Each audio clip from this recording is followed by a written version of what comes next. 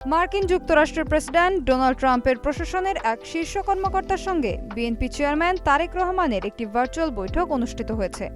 16 জানুয়ারি শুক্রবার বাংলাদেশ সময় সকাল 9টার দিকে এই বৈঠক অনুষ্ঠিত হয়। বিএনপি চেয়ারম্যানের প্রেস সচিব সালেহ শিবলির বরাত দিয়ে দলটির ভেরিফাইড ফেসবুক পেজে এ তথ্য জানানো হয়েছে।